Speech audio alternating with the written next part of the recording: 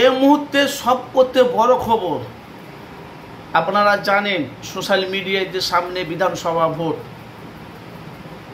তার সাথে সাথে 2021-এ ভাঙড়ের মানুষকে নওশাদকে জিতিয়েছে ভাঙড়ের গ্রামবাসী।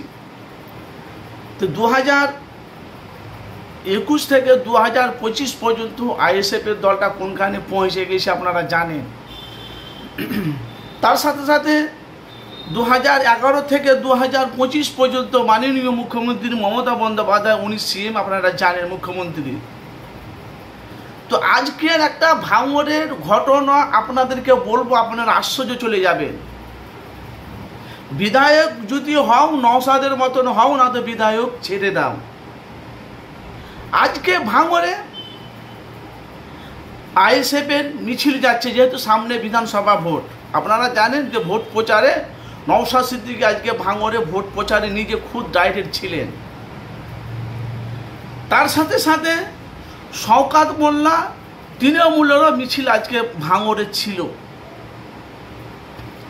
এক তরফ থেকে আমার তৃণমূলের মিছিল আসছে, জয় বাংলা স্লোগান দিচ্ছে, আর একদিকে নওশাদ সিদ্দিকী ভাইজানের মিছিল আসছে, ভাই নওশাদ ভাইজান জিন্দাবাদ, চুপচাপ খামেচাপ।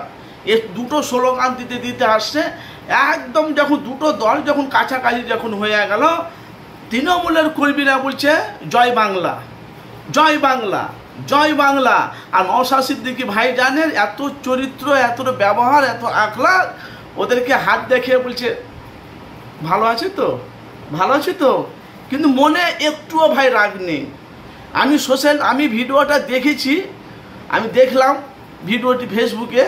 তো ভাইজান নওশাদ সিদ্দিকী ভাইজানে এইভাবে হাত দিচ্ছে, বলছে বলছে ওরা তৃণমূলের দল যাচ্ছে, আমাদের আইএসএফের দলগুলোকে বলছে তোমরা একটু সাইড দাও, এদের দলগুলো চলে যাচ্ছে, মানে চলে যেতে দাও। যেমন নওশাদ সিদ্দিকী কাছে কাছে হয়ে যাচ্ছে, বলছে জয় বাংলা, জয় বাংলা, জয় বাংলা। নওশাদ সিদ্দিকী বলছে ভালো দেখাচ্ছে, বলছে ভালো তো। আর নওশাদকে দেখে বলছে জয় বাংলা, জয় বাংলা, জয় বাংলা। আর এদিকে এরা কিন্তু আইএসএফের কর্মী, তারা প্রথমে স্লোগান দিচ্ছে আপনার নওশাদ সিদ্দিকী ভাইজান জিন্দাবাদ, চুপচাপ খামেচাম। আর এরা মানে নওশাদকে দেখে খালি স্লোগান দিচ্ছে জয় বাংলা, জয় বাংলা। তাহলে নওশাদ সিদ্দিকীর আখলাক, চরিত্র, ব্যবহার দেখেছেন টাইল্যান্ড।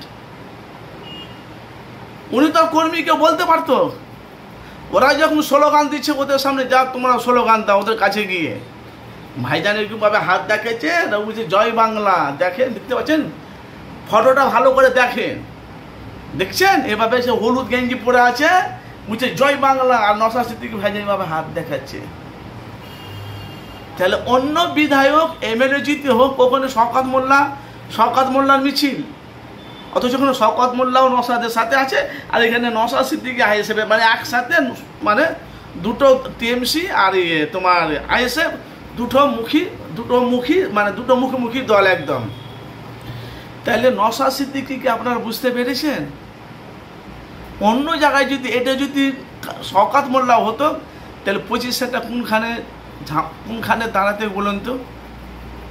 আপনারা জানেন যে ভাঙড়ে মারমার কাটকাট, আপনারা জানেন ভাঙড়ে অশান্তি ঝামেলা, আপনারা ভালোভাবে জানেন সেটা ভাঙড়ে কি হচ্ছে না হচ্ছে।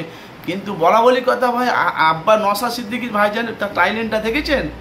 আমার মনে হয় 2026 আসে যারা বলেছে জয় বাংলা, জয় বাংলা, ওরা আবার তৃণমূল ছেড়ে আইএসএফে না যোগ দিয়ে দেয় 2026-এর আগে। কেন? তৃণমূলের কর্মীরা বুঝতে পেরেছে আমি যে এত যে বারবার জয় বাংলা, জয় বাংলা, জয় বাংলা বলছি, তাহলে নওশাদ সিদ্দিকী কিছু বলে না, হাত দেখাচ্ছে তোমরা ভালো আছে তো, তোমরা ভালো আছে, যা এই আমার আইএসএফগুলো, এই তোমরা দাঁড়াও মিছিলগুলো, যা ওদেরকে চলে যায়, আস্তে আস্তে ওরা চলে, মানে ওরা যাচ্ছে আর নওশাদ সিদ্দিকী ভাইজান এগিয়ে চলে যাচ্ছে। তাহলে আপনারা বলেন, তাহলে ওই ভাঙড়ে যদি আইএসএফের মিছিল থাকে, আইএসএফের দল থাকে, ওখানে যদি তৃণমূলের দল থাকে, আপনারা ভালো করে বুঝবেন, ভুল বুঝবেন না ভাইজান। তাহলে ভোটটা ওখানে কাকে দেবে? তাহলে ভাঙড়ের মানুষ এমনি নওশাদকে ওখানে জিতিয়েছে। সেই শওকত মোল্লা বলেছে 2026-এ বিধানসভা ভোট যখন গোনা না হবে, এই আইএসএফের দলের কোনো অস্তিত্ব থাকবে না বাংলাতে। আর আইএসএফের দলটাকে যদি না হারাতে পারি, আমি রাজনীতি পদত্যাগ করে দেব। তাই 2026-এ 294টি সিটের মধ্যে একটা সিট পেয়েছে নওশাদ সিদ্দিকী, সেটা ভাঙড়ে। তো বিরোধী দলের কাঁপনি ঝুঁকনি লেগে গেছে কেন? আজকে যে ভাঙড়ে যে মিছিলটা হলো, তৃণমূলের মিছিল আর আইএসএফের মিছিল একসাথে, তাই না?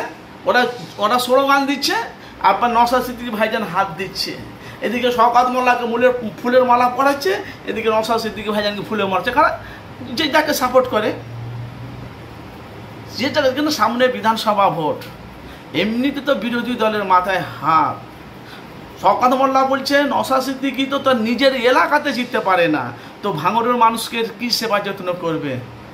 আপনাদের মতামত জানাবেন। সামনে বিধানসভা ভোট, আপনারা জানেন যে সত্যটা আমি মানুষের কাছে তুলে ধরি। যে যেখানটা কাছের বক্তব্যটি শুনেছেন, যদি ভালো লাগে চ্যানেলটিকে সাবস্ক্রাইব করে পাশে থাকা বেল আইকনটি ক্লিক করে রাখবেন। আপনারা জানেন যে আমি প্রতিদিনই মানুষের কাছে ন্যায়ের কথা, সত্য কথা, আমি রাজনীতি নিয়ে বেশিরভাগ মানুষের কাছে সত্যটা তুলে ধরি। তাহলে যে সামনে বিধানসভা ভোট, একটা সিট পেয়েছে, বিরোধী দলে কাঁপনি ঝাঁকুনি লেগে কেনে গেছে। আর ভাঙড়ে কি নওশাদ সিদ্দিকী জয়ী হতে পারবে না? ভাঙড়ে নওশাদ সিদ্দিকী হেরে যাবে। তাহলে নওশাদ সিদ্দিকীর সাথে আর শওকত মোল্লার সাথে মুখোমুখি টক্কর হবে।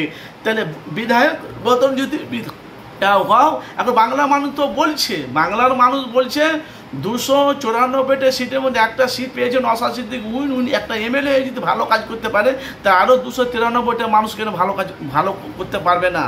এটা এখন মানুষের কাছে বিচারটা উঠছে। তা আপনারা অবশ্যই মতামত জানাবেন। সামনে বিধানসভা ভোট, ভাঙড়ের মানুষ কাকে জিতাবে?